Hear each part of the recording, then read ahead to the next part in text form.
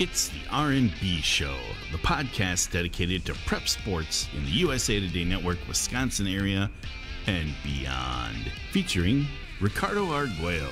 Every time I come in the kitchen, you're in the kitchen, eating up all the food. And Brett Christopherson.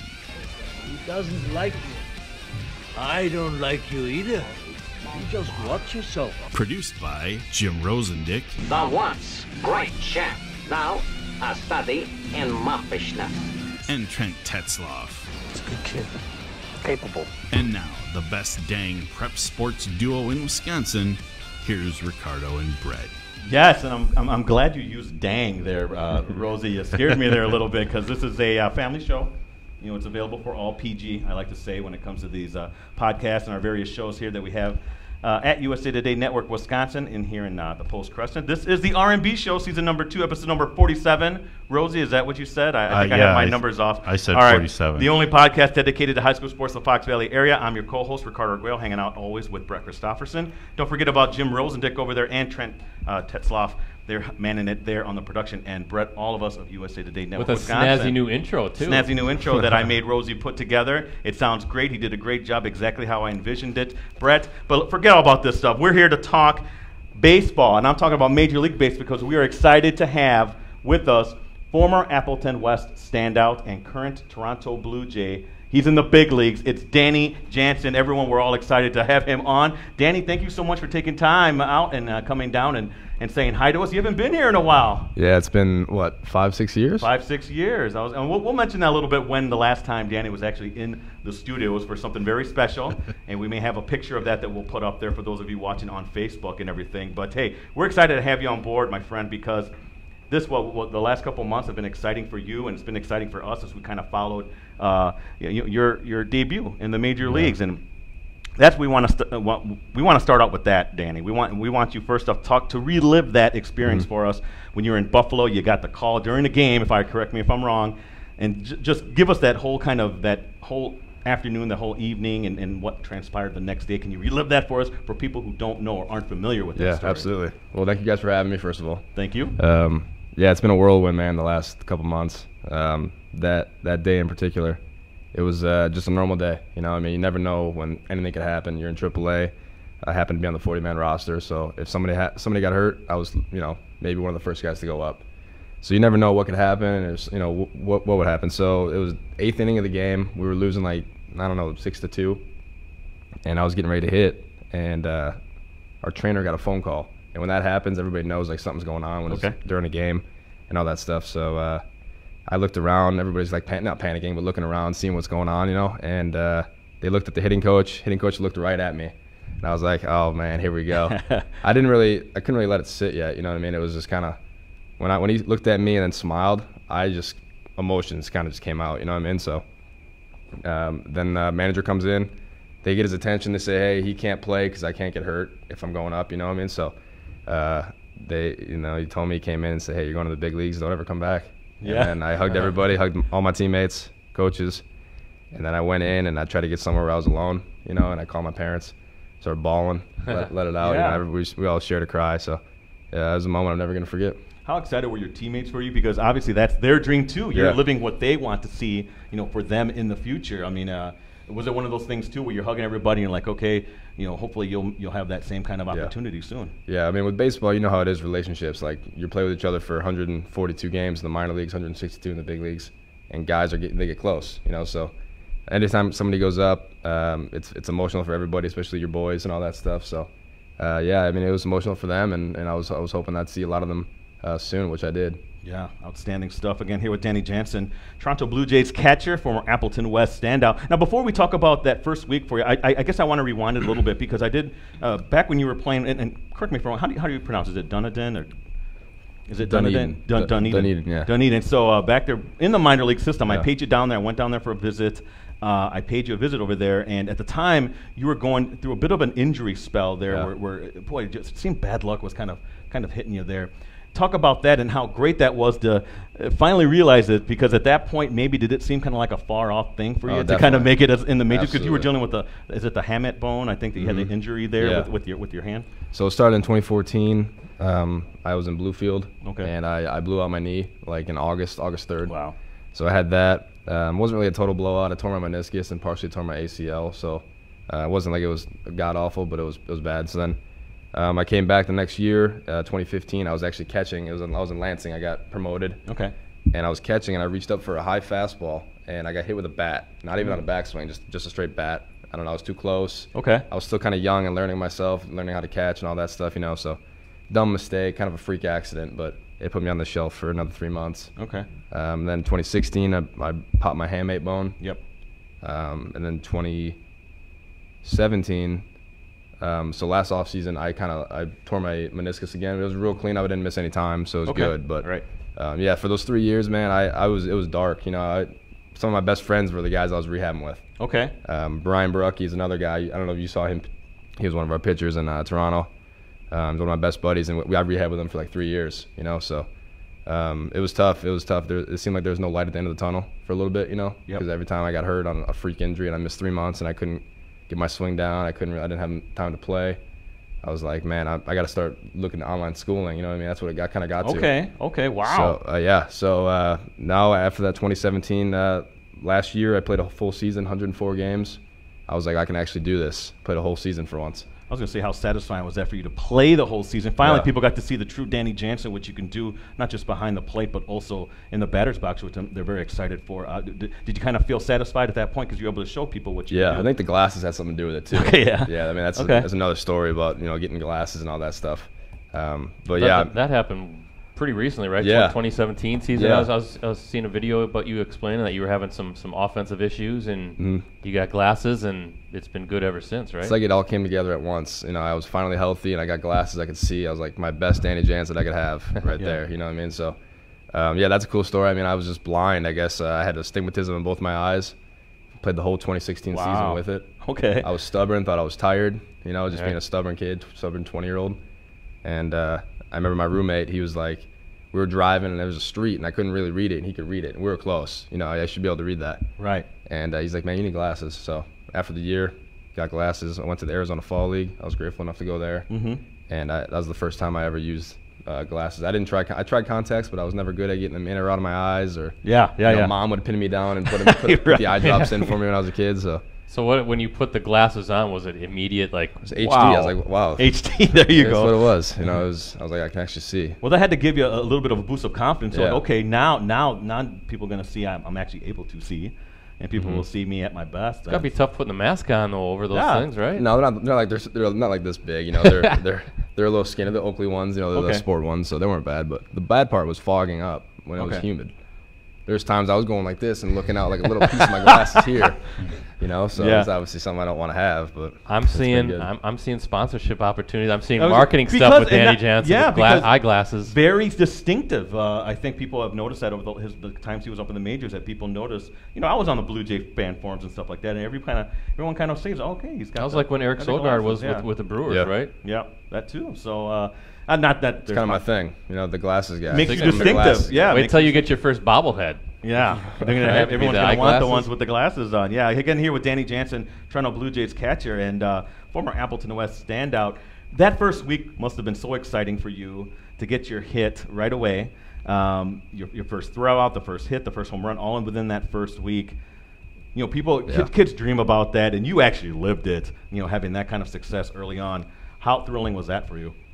Man, to have your first plate appearance, get a hit. I mean, I've never took a deeper breath after that. You know what I mean? Just because you don't want to start your major league career off, 0-20. You know what I mean? Like I did that one in 2015. I started off 0-27 in Lansing. So when I got that first hit, I was so relieved. I'm like, got it out of the way. I carry on, and then next day hit the home run. And I was in Kansas City. That's where I debuted, and my brother lives there, which I think is really cool. He's like perfectly timed up. He lives there. I got 2 nephews. My sister-in-law, everybody came, my grandmother, and then my mom and dad. I flew them out, and everybody was there for that moment. And then, I pointed up to him. I don't know if you saw a picture. Yeah, I did. Yeah, we all. And I don't know, I just felt that, and that was just a moment that I'm never gonna forget. Cherish it. I was gonna say, doesn't that make you feel like back when you're 10 years old? It really playing? did. I mean, everyone can relate to that, right, Brett? In that kind of moment. I hit one home run in Little League. You did? I hit one home run. Didn't save the ball. But Was it against your dad? Was your dad No, it was at Texas Park and Stevens Point. Did you say you got to save the balls though, right, for your first home run? You got him back. Yeah, but I got him in a sock. I got the first throw out too. So. Oh, Nice. wow, outstanding stuff. So how did you get the ball back? Did did someone give it to you? They or track did it down, yeah. Oh, they did. On Okay. that first home run, like everybody knows it. You know, it's just kind of like it's on the scoreboard. He's got no home runs, first one, and then ushers are everywhere tracking it down. Oh, that's outstanding. Good. Pinning the kid down, saying, "Give me the ball. Yeah, Give me it's that." like, Danny Jansen's first Our ball. bullpen had everybody signed a ball and gave it to the guy that caught it. Oh, okay. And then they traded. You know. Oh, so, nice. You know, it's cool that the fans can give Yeah. that back and all that stuff. Kind of.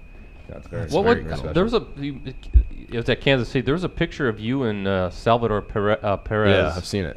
Were It you looks guys, like- you guys it look looks like you we were barking jawing at at you, each other, weren't didn't you? it? No. Okay, it looks No. like he's mad at you. Like Oh, you're wow, barking okay. back at him. Okay. No, Savio's cool because I grew up watching him. You know, it's Salvador Perez, all-star.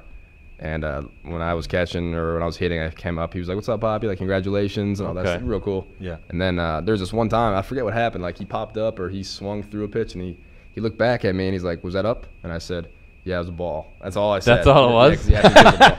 And it looks like we were barking at you. You know what I mean? So I thought he didn't like the young rookie coming in here. You can't trust pictures, is what that's saying about Yeah. and how they tell a story and everything. What was the reaction from family and friends? I guess that first week as well, but also throughout the season, as they kind of followed you along here as you're kind of breaking into the majors. yeah, it was cool. I got a lot. The support I had in Appleton and everywhere else was amazing. So grateful for it. You know, I had Appleton West made T-shirts. Yes, I saw that. Which I thought was just so cool. And I got texts all the time, no matter what, if it was a bad game or a good game, people saying they're proud of me and all that stuff, and it goes a long way.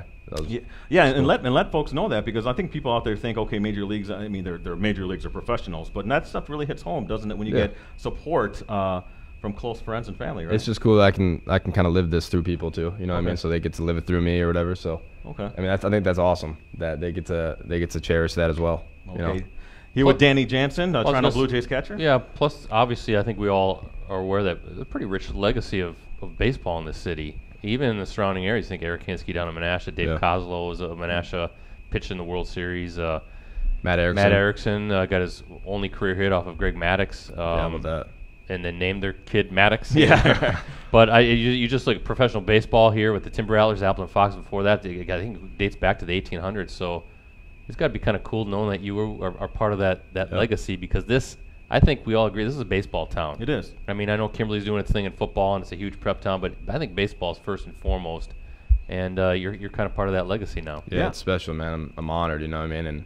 And both my high school coaches, Tim Hericula and Dave Gassner, were both major league pitchers as well. Right, so I get lunch with them and just chat about the season, man. I'm sure they got so much information and stuff, stories and stuff like that. So yeah, I'm honored. You know. Did you ever, when you got to the big leagues, was there ever any point where you could allow yourself to just say, "Man, I actually made it"? Yeah. I mean, you're a kid, right? I mean, you're a human being. I'll You tell have you to what. have those emotions. When I was in my second series being out there, right after Kansas City, went to Yankee Stadium, and the difference of atmospheres is out of this world. You know, we had 15,000 in Kansas City. They weren't doing that well that year. Yeah.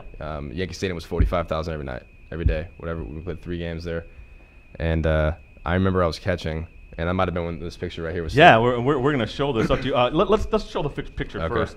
Here, if you can zero in on that. Am I in the right spot? Yep. This is Danny Jansen here, obviously on my right with Giancarlo Stanton, and you're obviously just saying hello, Mr. Stanton. I'm going to assume at that point, or give us a story quickly behind that picture here. Yeah, that might have been the first at bat. I just, still kind of starstruck. This is like my first series in the big leagues, and this guy's a Greek god. He's huge, and I said, "What's up, man?" He goes, "Hey, how are you? Have a good one." And he is huge. He is a tall man, strong man too. I remember I had a foul tip off my leg, and there was a bruise for about 2 weeks, just a foul tip off his bat. He's a big man, but yeah, it's cool. But back to seeing that moment. Yeah, it might have been right here where I was just kind of sitting down. I was crouched, looking up. I'm like, wow, I'm at Yankee Stadium. Yeah. I can't even believe it. I've had a couple of those moments at Fenway too, where I was just like, I can't believe I'm here. But you zone back in, do your job, and you move on. But I think that's important though that you do that because You you have don't to. want to. You don't want to. you can't let it go by too fast. No, you want to soak it in and say, "I did it. Yeah. I'm actually here." And that's a pretty cool deal. I wish I would have went inside the wall in Boston and saw that. I never did that, but hopefully there's going to be more times to Next do that. season. Yeah, obviously plenty of time next season. Who's the funniest batter that you just had conversation with before? Funniest batter? Oh, man. I thought Brett Gardner was pretty funny. Just kind of a Southern guy. Just kind of, I mean, he wasn't John at the umpire, but, he's just kind of funny saying stuff. I think he had history with the umpires and all that stuff. He's an older guy. He's been in the league for a long time. So, I don't know, funniest guy. I don't know. But there's a lot of guys that are really cool when I walked up there, especially when I was early in my career.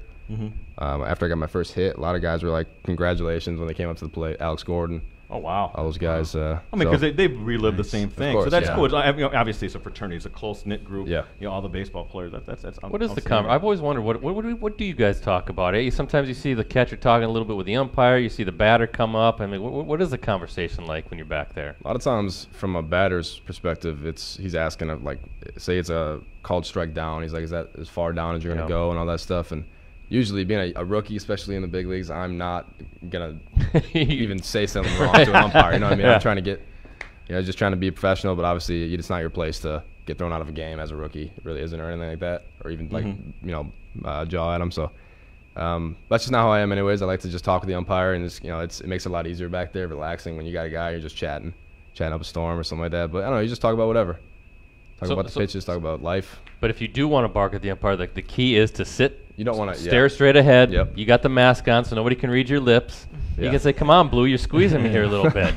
Open up the zone a little bit, would you?" Yeah. And then the umpire can do the same thing Yeah. with his mask on and say, "Shut up, rookie." He usually gets in your ear, right next to you. Hey, tell us about the Adam Jones story, which Yeah. really went viral. I think people really picked up on this, especially when it was known. There was a great picture of you when you were a youngster there at Fox City Stadium. It was a remarkable picture. And Brett, you actually you covered Adam Jones back when you were 04 season. What was that like for kind of reliving that moment with him? Because obviously you knew him when he stayed with your family. Yeah. So we'll start from when he was with us. I was 9. Okay. He had to been 18 or 19, but I have an older brother who is 7 years older than me, so he was 16 when Adam was 18 or something like that. So they were closer. And I was the little host brother. I would just ask for balls and bats. I was kind of starstruck of all these minor leaguers. You know what I mean? So it was the coolest thing for me. And then I lost contact with him. I would text him once in a while, but he kind of switched numbers around. And I would get it from my brother. He lives in Kansas City, like I said, and every time the Orioles would come in to play the Royals, he would get on field and talk to him and see him and stuff like that. So they stayed in contact. Great stuff. But I hadn't seen him in 14 years until the Orioles came to Toronto when I was up there. And it was one of the coolest moments ever. You know what I mean? So I was hitting BP, and he came walking, and I had texted him. I knew that he was there, obviously, because the Orioles were in town, but I haven't seen him in 14 years. So he'd come down from the left field wall. Wow. And we just made eye contact with each other and started walking at each other and gave a big hug, and he said, "I'm proud of you, man." And, when the game started, I was catching. He came up to hit, and he banged me on the chest, right on the chest, real hard. Yeah. You know what I mean? And then he goes, "Keep going, man. I'm proud of you." So that was one of the cool. And of course, I hit a ball right to him. I was gonna say, during the game, you hit it right to him. He had a little smile on his face, like, "You're not getting it past me this time." I went like this, and he did it back to me, and then that's when everybody's like, "Why is this rookie doing this to Adam Jones, this 13-year-old vet? Like, why are they doing this to each other and all that stuff?" So then that's when the story came out, and it was a dream inside of a dream. Oh, wow. Good stuff there. Oh, again, here with Danny Jansen, Toronto Blue Jays catcher and former Appleton West standout, spending some time with us here. You can talk about the season in terms of how would you grade yourself, and perhaps that's the wrong way to kind of approach it, but you're up. I think you said was it 50 games that you were in, or 50 games? Yeah, 50 I games. believe. So what would you grade yourself? And I know you're someone probably a little bit hard on yourself. Yeah. But what would you rank yourself? I'd say it was a pretty good year, man. I was grateful to do a lot of things. Yeah, I went. I was an all-star. I went to the Futures game. I was fortunate enough to go to all that stuff. And I don't take it all for granted. Like it was truly a blessing, all that stuff, and it was a good year. And I got to my dream. I made my dream. I could be done with baseball now, and I still made it. Yeah. You know what I mean? You can't ever take that away from me. Yeah. So I'm extremely happy, but I'm also got some work to do. I want to stay there. I got to improve some stuff. So big off season for me, and I'm very excited to get moving on. All right. Yeah, the cool thing is you can always go to Baseball Reference, type in your name, and it's always going to be there. You got stats. You got a stat line. You got home runs. You got RBIs. You got all that good stuff. What is the off season like? What is the plan for you going forward? Are you going to be going down to the spring training complex a little bit early, working on some stuff before spring training actually kicks off? Yeah. Obviously, conditions around here it's tough, but like place like Rhino Baseball and a couple spots like that, I get to go. They kind enough to let me around there, and I get to work out there. So I'll get going. I really haven't done much since I've been home. I've been home for a little over a week. Yeah, you got decompressed. Yeah, exactly. Probably start working out about a week and a half or something like that. Just kind of being lazy right now, but just giving the body a rest, So once I get going, I'll start doing that, and then I think I'm gonna go down end of January, maybe middle of January even, just to get out of the cold weather. Yeah, get some warm, sunny weather down in Florida. Absolutely. Be there for a couple of weeks before. Yeah. Now, Trent, if you could put that Power 9 photo on, and this is what I'm gonna show. Here you go. If you could just grab my phone there, Danny. What do you think about when you see that photo? It's up there for those watching on Facebook. Yeah. It's in some of the. You're obviously there in your Appleton West Terrors, and you got your boy Nate Dish. You got some of the kids over there, Connor Rolane, and then the other one I mentioned too was Megan Kleiss, who's doing great things for the University of Oregon out there. That's awesome. She's one of the top pitchers in the nation. So that's great. Yeah, I mean that was done here. Rosie took the picture of the group together, but man, that wasn't that long ago. Yeah, right, exactly. Look at you. That wasn't. That was 6 years ago, and there's a lot of good athletes here, man. That was a lot of fun. I remember we had a lot of fun doing this. Is Clark still playing in the minors somewhere? Clark Egan, he should be. Or no, he's not. Okay, I thought he was. Okay. No, but Clark's done. But think about that. That wasn't that long ago now. But I'm sure for you, it's probably in terms of your progression as a player, it must have been leaps and bounds. And what do you think about when you see yourself, Danny Jansen, 17, 18 years old, right there? I just see a raw myself. You know what I mean? And I'm sure it wasn't flexible at all right there. Yeah. I know I've had a lot of improvements, and I've had to do a lot of things over the years. So, no, that's a really cool picture, man. I wish I can go back and just relive that hour we spent here, or whatever it was. So that's cool. When you were called up, going back to that, how tough was it? You got to learn the pitching staff. Yeah. There's a lot of information you got to process while everything's still a whirlwind. So just talk about the challenges that you had to face learning a whole new pitching staff at the big league level. Yeah. It definitely helps being in spring with them. I've been in spring with like the big league staff since 2016 spring. So I've had 3 springs where I got to know like the staff and I know some of the pitchers. Not all of them because obviously new guys come in, but being a rookie catcher, you don't want to, you want to pick up where they left off. Russell Martin, Luke Maley, these guys are tremendous catchers. They've been with these guys the whole year, so I picked their brains a lot. And you got to I didn't want to, let anybody down. I didn't want to, be unprepared. So I prepared myself as much as I could. I would chat with the pitching coach, all these guys. You got to gain their trust before you do anything. These pitchers, you know what I mean? So I did all that. I watched video. I watched how Russ caught these guys, how Maley caught these guys. I just my biggest fear was being unprepared. So I think I did everything I could to be prepared. And it was definitely a mental challenge. It was mentally exhausting. Trying to you're on a big spotlight, at least for a young rookie, and learning all these guys. But it was good, man. Good learning curve. How much help then, piggybacking off of that, then you got to also know hitters too, and where to pitch, where to throw the ball, and what these guys like to hit, where their zones are, where their strengths are. So how much assistance were you getting in the dugout? Maybe guys helping, like manager or whoever pitching coach giving you the sign saying, okay, we want to slide her down and away or something. Like how much assistance did you get that way? Well, we call our own. Everybody calls their own games. There's never any of that. But we had scouting reports. We had all that stuff that we go through. And there's a lot of information. The thing about the big leagues is there's a lot of information, a lot of video. You have everything you want. So it's all about how you can make yourself work, and how you process it. Yes, exactly. So, I would have, you got to read swings too. It's another thing about like the whole chess match of game calling. It's a lot more than just X's and O's. It's reading swings. It's knowing what the pitcher can do at whatever time and all that stuff. There's a lot to it. And just talking with Russell and Luke and pitching coach and all that stuff about the next 3 hitters that are coming up, that definitely helped out a little bit, especially with the Yankees and all that stuff. Every hitter is, a power threat and excellent hitter. Everybody is in the big leagues, but the Yankees are just a little bit different, like Boston too, and all those guys. I think that's fascinating because the catcher's got to know everything, and you got to you set the defense sometimes too. You're up getting everybody's situations. That's why catchers typically make good managers and coaches. Right, exactly. As they go forward too, but a lot of that's just feel though, isn't it too? Do you get in a rhythm with the pitcher and know just kind of how you want to throw? Most of it is feel.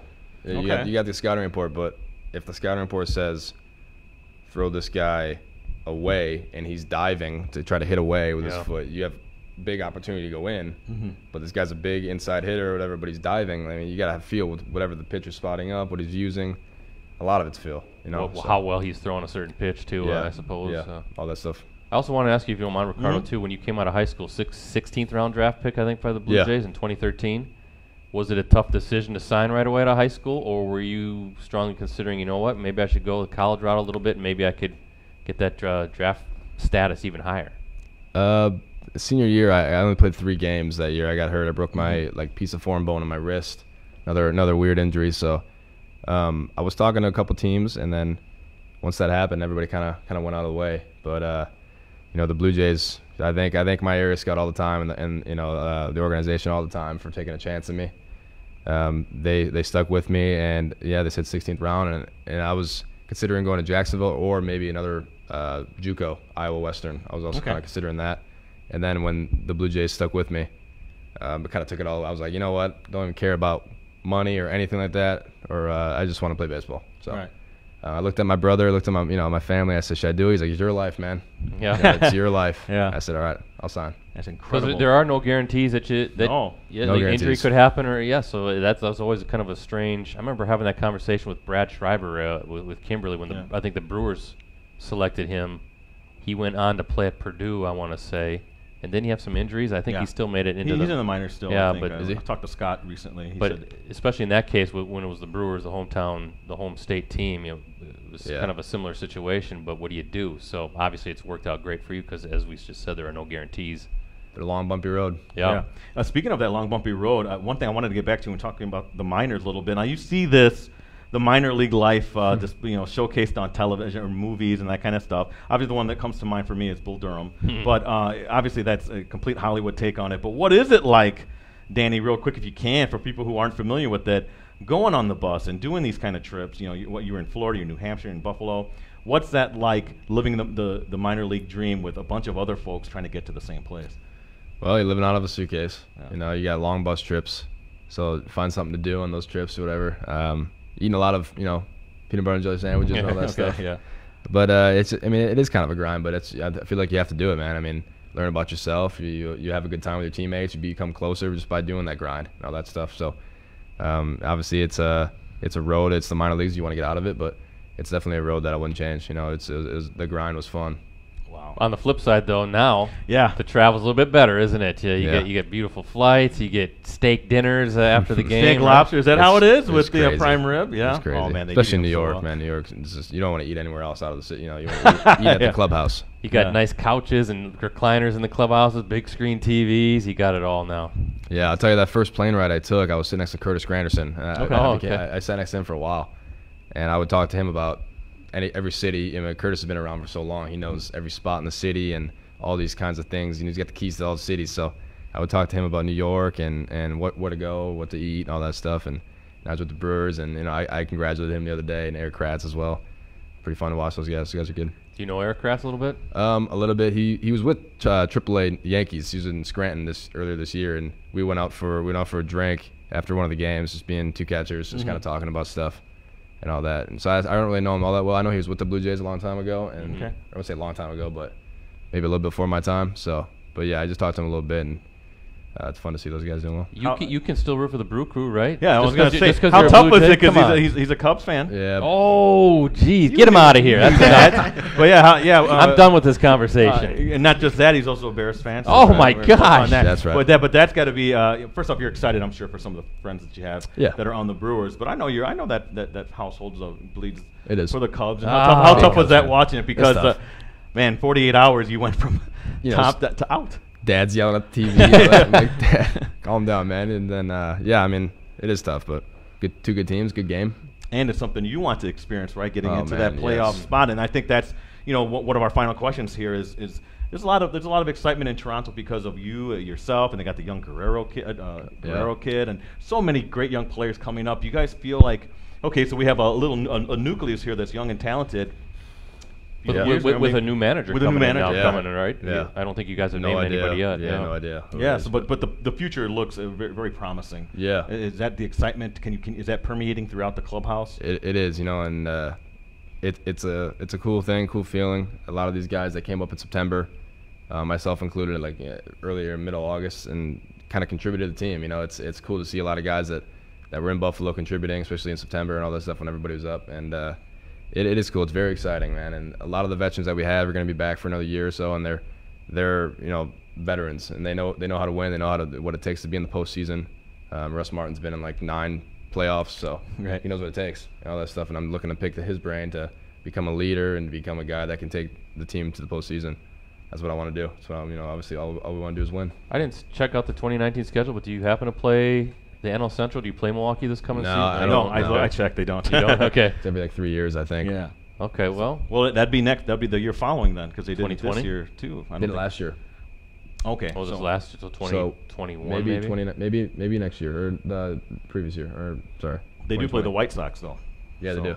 I do see them on there though. But yeah, well, we're all excited for you, Danny. We really appreciate you coming. We can't let them go without giving us a little NLCS, ALCS. Oh right, yeah, exactly. Let's get some predictions from the expert Houston here. and Boston. Yeah. Both, Boston 108 wins, Houston 103 wins. I mean, stars up and down. You saw both clubs too in September. So who gets the advantage? You got Verlander with the Astros. Springer. Putting you on the spot, Danny. They're the defending champs. Yeah. I mean, those are both really good teams, man. Talented players, power, pitching. It's, the AL has power hitting and power pitching. That's one thing they've always said. It's just different a little bit. I got Boston because they're so good. They're good offense, good pitching, good bullpen. And I want to say Brewers. I want to say Milwaukee. Say it. Say it, Boston. please. Man, but that would be Boston. That'd be a great story because Boston's at least double the payroll. Probably. Yeah. plus the Brewers are just going to keep pitching bullpen games. See how long pitchers this lasts. every game. Yeah, great stuff. Look at the Brewers lineup and roster. Like even like Thames, who doesn't play, and Scope, who's a bench guy as well. Probably. Yeah. It's a good team. It's a good lineup. And Dodgers, that's gonna be tough, but I got them hopefully doing it. You're not going to say four wins like I just can't believe he's a Cubs and Bears. So he can't even come to our Packers show on Monday night. Sure he can. You have an open invitation to come every Paper Valley Hotel. Paper Valley Hotel. Monday at 6:30. Oh yeah. Josh Jones is our co-host, and this clown right here. I'm the co-host. Bears fan. Everyone they can boo both of us. Yeah, that's right. Danny, yeah. We'll make sure of it too. And when we see you guys there. Well, man, it was great to see, and I'm so glad you took some time out of your schedule to come down. Appreciate it. Open invitation anytime to come down and talk. I have a story actually because you and I talked earlier, Danny, last week, and I have something coming out very soon, either tomorrow or maybe the next day, catching up here with Danny Jansen. But yeah, best of luck to you, my friend. We're expecting big things from you. And that was another thing I was going to say, because he is eligible for rookie of the year designation. You would be next year. Right? So I'm not going to put any pressures on you, but that is something we're going to be watching for you if you do actually win the catching spot and progress from there. But yeah, a lot of exciting things for you, Danny, and I really wish you the best. We all do here at the round table, or at the podcast, I should say. Round table's later tonight. Podcast. Yeah, it's gonna be fun watching your career, and best of luck. Congratulations. Yeah. And don't forget about us. I won't. When you become an all-star. We'd love it. We're all. I have no idea how excited we were when you got called up. That was a big buzz in the newsroom, and I appreciate people knowing that it's exciting for the town and exciting for Appleton. And it shows the young kids out there that it can happen. Doesn't matter where you're from. Tangible proof right here with Danny Jansen, Toronto Blue Jays catcher, former Appleton West standout. And that's got to tickle you too, Rosie, because you're an Appleton West guy. You're a West guy, yeah. West guy, yeah. Our son will be there in a few years. Following his footsteps a little bit. Maybe. Never know. Hey, but and that's he's given up football and he's given up basketball. He's focusing on baseball and golf. So there you go. Got my fingers crossed. Wes has had a good run with Matt Erickson, Brian Butch. Brian McGinnis doing his. He's had a nice run as Kimberly AD. So good people coming out of Appleton West. Yeah, the Terrors don't ever. I'm probably missing some guys. Don't sleep on the Terrors, man. That's right. Good stuff. All right. Well, that about wraps it up here for the R&B Show podcast. Thank you so much for joining us. Again, if you're watching us live on Facebook, go to iTunes, download us, become a subscriber. You can find it there, or if you have one of the Samsungs or the Google Pixels or whatever, what is it? Stitcher. And Google Play. So please check us out there and download us again. And thank you, Brett. Am I throwing or why don't you let Dan? You got to aim for that that center camera. That's what we do after every show. Now hold on a minute. Let me prompt you from this. This one right here. This one right here. The one right in front of Rosie's mug over there. Right in the middle there. But all right. Right here. Till next week, everyone. Danny Jansen's throwing you out here. See you next week on the R&B Show podcast. Oh, he's off. He's off. It's after the season. After the season.